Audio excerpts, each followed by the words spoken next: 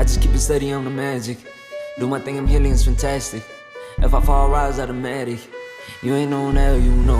I'm the one raise myself like a tree from the roots. West side girl, cause she lit in the coast. East side girl when she speaks to the roots. Stay 100 cause she on with the truth. Been there on struggle, know that it pass. Only going up, yeah, the pain don't last. Ooh, take off. Ooh, take off. Ooh, take off. This is take off, take off, take off. Shorty like Brandy, fight like Monica. What you know about her? Baby girl rising, way to the top. Shaking the world, don't expect her to stop. Purpose so great, she get what she got. Follow her step, cause she following God. What you need more, got a heart full of gold. Even at times when it's raining and cold. Ooh, she bout take off.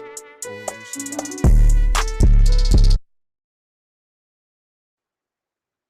Hey, y'all. It's your girl, Hannah, aka Roots Hot, and you are watching the Uprooted Network. Welcome back to Manifest Mondays. It's been a while since I've had to do this alone, but this month was really important to me. It is all about surviving to thriving, and I've been focusing on domestic violence awareness, as most of you guys have known, and it has been bringing up lots of grief.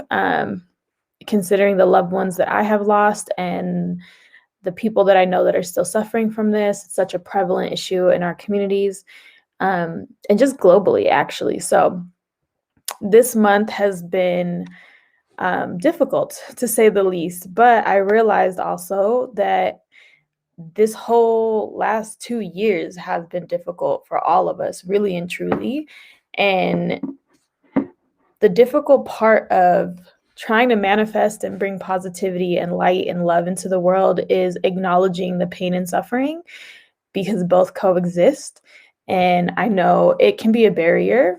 It has been for me over the last month to try to remain positive and to see the light and to continue thriving and moving forward. So I thought, why not do that and focus on it this month, be authentic and honest and transparent about things that I'm struggling with, in hopes that we all can do this together. And grief is no stranger to me. Me and grief are old friends, you know, maybe even best friends, because we've been riding together for a long time. And in a time in our lives where nothing looks the same, the pandemic has ravaged our entire life. It has changed the way that we see each other, that we communicate. We're even deeper into a virtual world than we used to be. It has just been so difficult. Like, I'm fighting back tears right now because, I forgot my tissues. But it is just so, so difficult. And being Tigrayan in this time, experiencing genocide, it's so, so difficult and hard. And we don't cry enough about it. We really don't. I was just telling my beautiful friends that I was struggling today to want to do the show. I've been struggling for a while. Um, and I know that I need to take a break, which November will most likely be. As we come up on 1 year, we're going to come up on 1 year anniversary of an active genocide on our people. And that is extremely painful and difficult for us to deal with. And I'm no stranger to it too. I think sometimes I look like the person that just handles everything so well, and here I am being the light and giving everybody else guidance and love, but it does not mean that I don't need it as well and that I don't struggle as well. And I just yeah, I just wanted to make sure that as I process and learn how to grieve and do this in on the scale that I haven't had to do it before, that I'm teaching everyone else. And the one thing that I do know about grief is that it comes in cycles. So for instance, yesterday I was high energy. I was just relaxed, kicking it with my friends all day, on Clubhouse, and having a great old time. Um, And the day before that, like I was productive and able to move and stuff. But, today I got up and I didn't want to get out of bed and I didn't want to have to do a show and I wanted the world to just hit pause. And we all have those feelings. And so, what that tells me and what that should tell you is that it really does come in waves and you kind of just have to ride the wave out. And it's not an easy thing to do, but it becomes easier and easier the more you are aware of what each cycle brings and how to navigate them. So today I wanted to talk about that with you guys. What is this cycle of grief and how do we manage it? How do we get through it? So most of the time, if you Google this, you will see like 5 stages of grief, maybe 7, depending on how people like to classify things. But mostly you'll see 5, and they kind of encompass everything. All of us have gone through it. We might not have been able to name it, but hopefully as I talk through it, you can. And the goal really here is I want us to be able to see and know what we're going through is completely normal and it's valid. You're not crazy for feeling the things that you feel. It can be a year from now, it can be 2 years from now, it can be 10 years from now, and you're still like struggling with grief. Like when you lose people, when you lose your reality, when you have to say goodbye to the dreams that you had, there's no time limit on that. There's love that you had, there's energy that you had that has no place to go. And that's really what grief is. And if we can redirect that energy, that's amazing. But if we can't, we just do the best that we can on the days that we're not feeling good.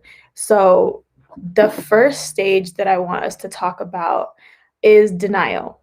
That's the one that most of us are familiar with. And it's sometimes the one that people get stuck in because if they feel like when you first hear bad news or when you first realize that your reality is not going to be the same. Sorry guys, my shirt is like bugging me. Your brain wants to protect you. It wants to protect you in all the ways because you're in shock. You're like, this can't be true. This can't be my reality. And sorry guys, I always I'm a very visual person, so I get all the visual rememberings when I talk about these things. You don't want it to be true, and you're trying to hold on to that for as long as you can. And a lot of people will just they'll just continue to deny it because they don't feel strong enough to deal with the new reality. And it might work for a while, but then you'll get reminders. And for me, it looked like getting a knock on the door and just going right into go mode and not even really sitting down to acknowledge anything. It was just kind of like, okay, what needs to be done? And I was just like a task manager, just moving through things. But I hadn't accepted the reality that my cousin was gone, that I could not pick up the phone to call her. Sorry. And it's really, really difficult. And we all have that, right? Like, we don't want to believe it's true. Like, when the telecommunications went down in Tigray, we all kept calling because we're like, oh, it's just one of those days, oh, they just cut off the internet again, because it was such a regular occurrence that you're like, it'll be back on in a couple of days. This is just another one of those, political problems. It'll pass. And you can stay in that for so long until reality, hits and you can't ignore it anymore.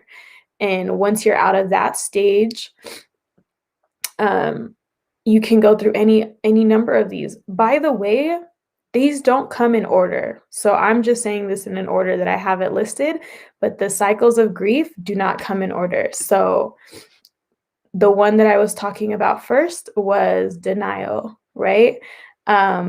But you can go through life and then still, like, one day, like, end up right back in it, like, yeah, that's just whatever. You just keep denying that the trauma happens to you.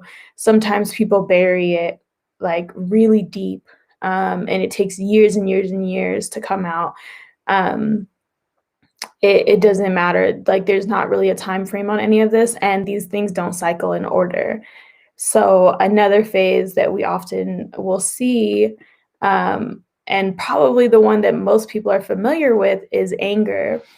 Anger comes easy to some of us. It's the safer emotion in this world. We live in a fear-based world. Violence is very normalized, especially if you live in the West, in the States or in different parts. They normalize violence so much. They normalize anger, aggression. Those are some for some reason the safe emotions to show, because crying and being sad, um, somehow makes you look weak and vulnerable. And in a world that's so harsh, being feeling weak or vulnerable isn't always a good thing. I mean, I think it's a good thing, but it might not feel safe for people. And so you go through a phase of just anger. Like, I remember wanting the world to burn. I wanted the guy caught. I was just like, don't let me catch this guy, because I don't know. I don't know this level of anger and what happens after this. And it's a scary feeling. Um, but somehow you can feel justified in it. And sometimes we want to hold on to the anger because it makes us feel closer to the person. Like, I can't forgive. I'm gonna hold on to this. And some people want to hold on to the anger for so long, because they want to feel like that person didn't get justice, or you don't feel like you got justice for whatever happened to you. And it just cycles through. And anger is such a toxic thing to keep in your body, because it will eventually make you sick. It will manifest into your body, into physical symptoms. You can only hold on to anger so long. And I share this quote, and I share it often, that my therapist shared with me, that holding on to anger is like drinking poison and hoping the other person dies. But nonetheless, it is a phase that we go through. And it is one that a lot of times, we hold on to. And I know it's the one that feels the easiest to deal with sometimes, but it's it's not going to help you. Feel it when it comes. Um, don't just try to, like, hurry up past it. Sit in it and try to, like, think what is really underneath the anger. And most of the time, what is underneath the anger is extreme sadness. And again, because we don't like that feeling, and because being sad, doesn't always feel safe, um, we tend to hide from it. So that is the second stage that I wanted to discuss. Oh, someone in the comments said, "I'm just really sorry you've had to go through this." Yeah, I'm sorry for all of us, but thank you. It's a difficult time. And with that, as I was saying, with anger, underneath it is extreme sadness. And so you will see yourself going through phases of depression. Um, for some of us, it's not as bad. For others, it's debilitating. And it just makes life way more difficult. And it's also really normal to have these type of feelings when you've lost somebody, or when something horrible has happened to you. You are allowed to be sad. Like, having depression when you're grieving doesn't mean you're a weak person. It means that your heart is working, that you're empathetic, and that you feel things, because it hurts when things happen to you. It hurts when you lose people. It hurts when your dreams change and they can't come true, the way that you thought they were going to. Those things hurt, and being sad about it is okay. It is a natural part of this grieving cycle. and it doesn't last forever. It feels like it does though, and there's not really a time limit on it. For instance, this month, me focusing on domestic violence is bringing up a lot of those sad feelings again. And because I've been through not seasonal, um, depressive episodes, during different parts of my life when just hard shit has happened, I'm telling you, it's not every day, but sometimes it lasts a long time. There's been months on end where I've found it difficult to get up. I've found it difficult to eat. You didn't have, like an appetite. I didn't want to really socialize with folks or do any of the things that I normally enjoy. A lot of times this comes with guilt, you know? If you have like some type of survivor's guilt, it adds on and it makes it difficult. Even doing normal tasks like, showering. People like really don't talk about it, but you have to get the energy to want to get up and shower and like take care of yourself. And depression can really just feel like there's a heavy blanket on you that you can't get off. And the only way that has worked for me to get through it is to talk about it, to acknowledge it, and to accept it. And it's not a permanent phase. Um, but if it lasts more than 6 months, or if you're struggling, it's always best to reach out to someone that loves you and that knows you. There also, if you're supporting someone that's going through depression and especially in this grief cycle that we're in, don't just tell them to get up and do it. That it's not that they don't want to. It's not that people are lazy. It's really that your mind is so like heavy and sad that you just are struggling to get through it, and all you need is kindness and love, and for people to just give you the space to be sad and maybe just talk to them about what they're dealing with, and not try to fix it, just listen.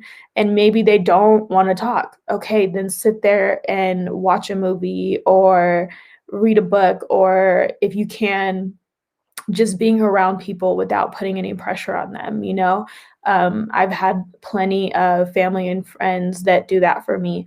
And it's just one of those things that you just have to accept. Like, we've been in a pandemic for over a year, going on two. Our people, the Tigrayan people, have been going through a genocide. Today is Indigenous Peoples Day. How many Indigenous people have been wiped out from this planet? It is depressing and it is sad, and you are allowed to feel that sadness. And it is a natural stage of grief, one that most people know and that a lot of people want to avoid. They want to avoid their feelings and they want to run from it. So they'd rather stay in anger or they'd rather be in denial. But it's a phase. It'll come to you one way or another. The best thing is to just acknowledge when it is. Like, for me today, I don't have much energy. So after this show, I'm probably going to read a book, take a nap, and see if that my mood is better when I wake up. You just have to do the self-care things that make sense for you. Another one that's really familiar, another stage, is bargaining. And you will see this a lot of times where all of a sudden you find your faith again. Everyone has a different faith or a spiritual belief system. Some people choose not to have one.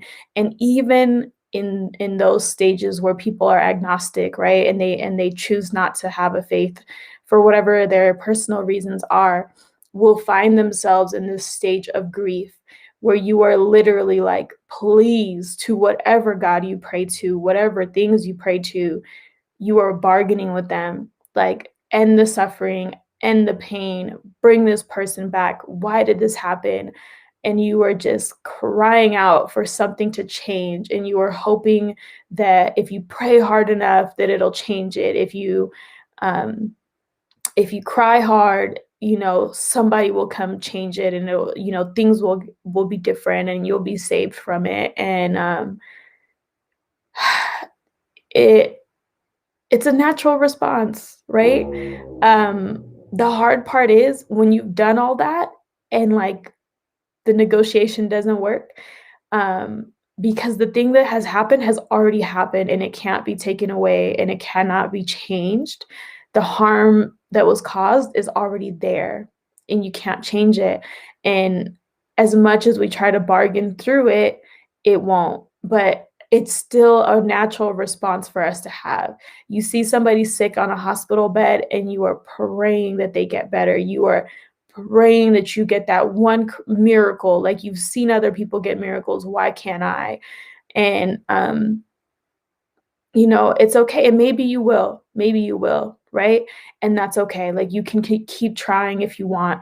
But if you get to that stage where it cannot be changed, it's not going to, um, sometimes you get back to anger, right? And you're mad. Like, in the beginning of this war, I had an episode with Hyatt called "Faith During Conflict," and I told him I'm mad at God because how could he do this? How could he do this to my people? Like, what did we do to deserve this? And I was back in anger. And after all that, I went right back to depression and just being so sad and seeing all these pictures of people and what was happening to them, and that there was nothing I could do about it, right? Um, at least that I wasn't physically there and I couldn't change the events that were happening. But what I could do was advocate and see if there was anybody else that I could save. And that kind of brings me to the last stage that I'm going to talk about, which is acceptance. Um, Once you've done all of these things, you kind of come to a place where you accept your new reality. And this is where your healing can start, when you've done all your bargaining and maybe it's worked, maybe it hasn't. Maybe you're angry after, maybe you're sad again. Maybe you go back to denial, right? All of those things happen, but you can find yourself in acceptance. Like, you wake up one day and you just accept that you what happened, who you lost, what dream, died. It's just part of your new reality. And as difficult as it it feels like right now, one day you do wake up and you start to accept it. And it's not to say that it means that the pain didn't happen and the hurt goes away. It just means that you have found a way to feel a little bit better, that you find yourself again, that you can get up and have energy again and just accept that this is my life now. I have the choice to live it as it is, or um, do something to change it. You know, maybe in this phase of it, you find a way to honor your loved ones. You find a new creative path to build a new dream. And that's why I do Manifest Mondays. And that's why I want us to try to focus on, let's still find hope. Let's still find light, because the things that we lost doesn't mean that the love disappeared with them. Oftentimes, when people explain grief, it's love that has nowhere to go. It's the love that you had for that person, place, or thing, or that dream of your future, and it has nowhere to go. And in this phase of acceptance, you're finding a new place for it. You're finding a place for it to go. And that's where I like to live, and that's where most of us like to live.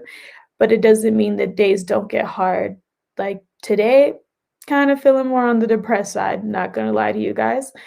It's difficult. I, woke up thinking about my cousin. I woke up thinking about the people back home and what they were suffering through, the kids that are um, experiencing famine, the mothers who don't have milk to feed their babies, all of it. It's so hard, right? But I know that there is strength in having hope. I know that there is strength in still dreaming and still believing that you can make a change and a difference for somebody else.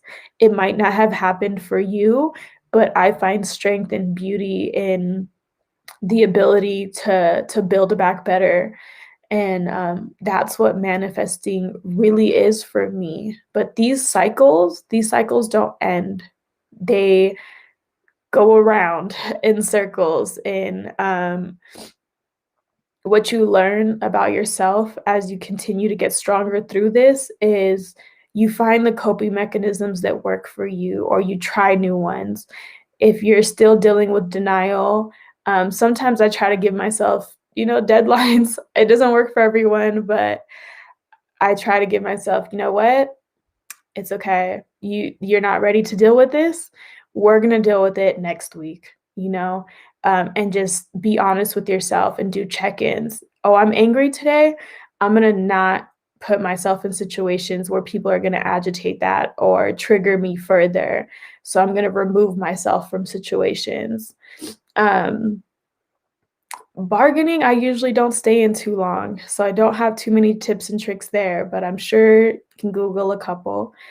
Depression, that's my old friend. Me and depression, we go way back. We go through these cycles, and sometimes in that stage, I'm always asking myself why. And the thing, like I said, for me is to acknowledge it and to give myself grace, because what I've gone through and what all of us have gone through is difficult. Um, and to think that you would be okay and that you can just hunker through anything this devastating is it's not natural. Like, you're maybe still in denial, like, and that's okay. Take your time. Um, but for me, it's always been acknowledging it. Like, I'm sad today. I'm deeply, deeply sad. It's not like a shallow sad, like, oh, like, that. No, it's like in my whole, like, my soul, my spirit feels heavy.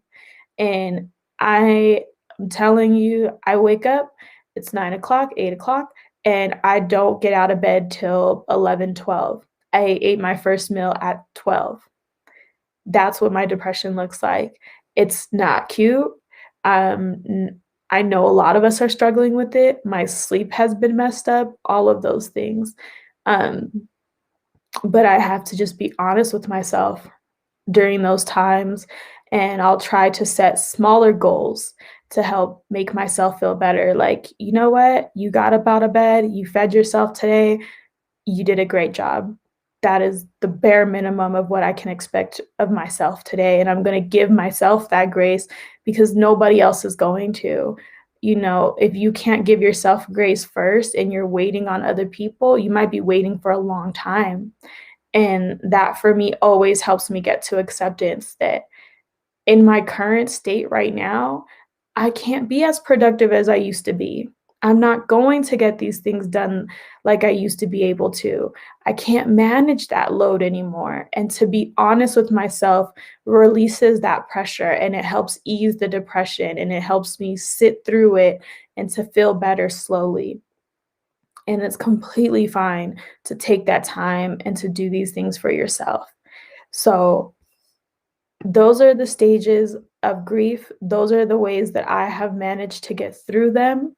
Um, and so, what I want to manifest for all of you, and what my hope is in doing this and having this conversation with you all, is that you have the strength and the courage to acknowledge the grief that you're in, to do something for yourself, something kind for yourself, to dig in a little bit more. It might not be today, but just think about, what are the things that used to bring me joy, and can I start to incorporate that into my life again? Um, that I think would be the biggest win for yourself. And I want to share too, yesterday, I go on my walks in the evenings. Walks are really beneficial. Doing anything to get your body up and moving. It doesn't have to be strenuous exercise. Go around the block, that's a small win. And on my walk yesterday, I always try to go and catch the sunset. It's something that is so soothing for me. And it just reminds me that the world is bigger than me. And the my only responsibility is to be the best human being that I can be, to be kind and to be nurturing and to be loving and that as long as I'm doing that, I've done my part. And I have to tell myself that all the time. And I've just created a ritual out of catching the sunrise and sunset. But when I'm dealing with depression, sunrise is not happening. But usually I can get up for and move around for sunset. Um, and I came across a group of teenagers last night that had also lost a friend, and they were putting together a lantern send off. And I remember doing that for my aunt. Um, she passed some years ago, and on her anniversary of her passing, I had bought lanterns, and as a family, I was like, we should do something in remembrance.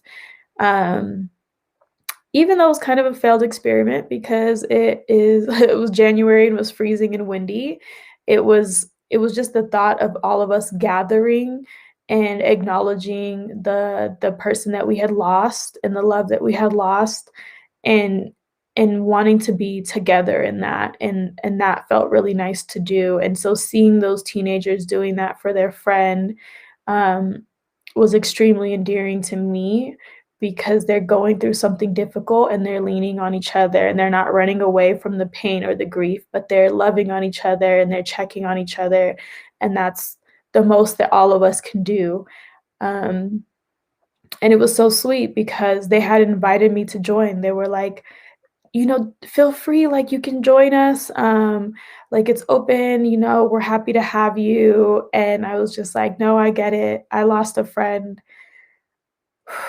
um, a few weeks ago, and I'm still really sad about it, and I still miss him dearly, and it's still the very early stages of grief for him, um, on top of all the other grief that we've been dealing with. And I was like, yeah, I get it, guys. I lost my friend too. And you know what those kids did? Woo.